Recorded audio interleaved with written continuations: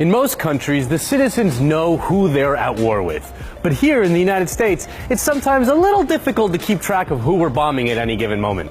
Do you know how many countries the U.S. is currently bombing? I have no idea. No. A few? 40 in between 50.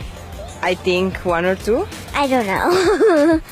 My favorite color is purple. In fact, we're currently bombing 7 different countries. Now, let's start with the easy one. If you've been watching the presidential debates, you know that ISIS is a major concern to our candidates. ISIS. ISIS. ISIS. ISIS. ISIS. You brag that you have sexually assaulted women. ISIS. ISIS is located in Iraq and Syria, so we're dropping bombs on both those countries. Syria is a real humanitarian catastrophe where literally half of the country's 22 million people have been either killed or displaced. The Syrian war is a complicated clusterfuck with at least 4 different factions fighting each other. Our goals there are to knock out ISIS, but also to knock out the Syrian dictator Bashar al-Assad, but they're fighting each other, so sometimes it's a little difficult to know who's bombing whom. The fact that we're bombing Iraq should come as no surprise. As The Onion points out, we've been bombing them off and on for about 25 years now. The other country that shouldn't come as too much of a surprise is Afghanistan. We invaded them way back in 2001 in response to the 9/11 attacks. We've been fighting there for 15 years now, and there's no end in sight. It is officially the longest war in American history. And as part of our war in Afghanistan, we're also bombing Pakistan. That's because sometimes the Taliban and Al-Qaeda hide out in the northern part of that country along the Afghan border. Now is where things start to get a little bit more complicated. We're also bombing a country called Yemen. Now, the war in Yemen is incredibly complex, but basically, we're conducting our own drone strikes there to target Al-Qaeda camps, but we're also supporting Saudi Arabia's larger attack on a group of rebels known as the Houthis. To be clear, the situation in Yemen is also a massive humanitarian disaster.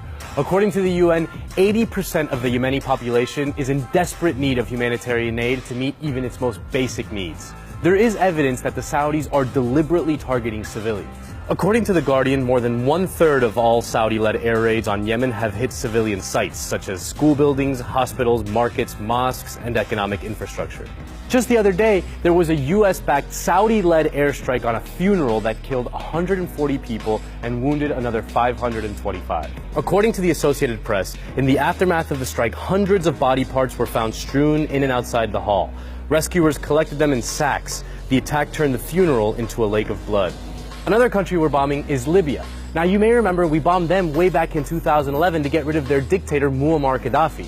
But after we got rid of Gaddafi, the country descended into chaos and ISIS was able to move in. So now we're bombing them because we don't like the replacement for the guy that we didn't like.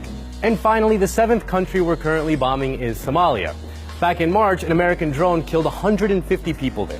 Now, immediately, the Obama administration put out a statement that claimed that every one of those 150 people was a dangerous terrorist from Al-Shabaab, a group that has carried out several attacks within Somalia.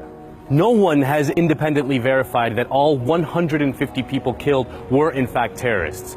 The only evidence we do have is from that one statement, from the government that killed them. And that brings up another important point. Who exactly does the US government consider an enemy combatant in the endless global war on terror? The New York Times reports that the Obama administration considers all military-age males in a strike zone as combatants, unless there is explicit intelligence posthumously proving them innocent. Well, that's convenient. Any dude standing near a place where we decide to bomb is an enemy of the United States. If you really think about it, they're not wrong. So just to recap, since we launched the war on terror after September 11, 2001, we've spent $4 trillion and 1.3 million people have been killed in our combat zones all around the world. So Syria, Iraq, Afghanistan, Pakistan, Yemen, Libya, and Somalia are the 7 countries we are currently dropping bombs at. Oh, and just as a reminder, the number of wars currently authorized by our Congress, 0.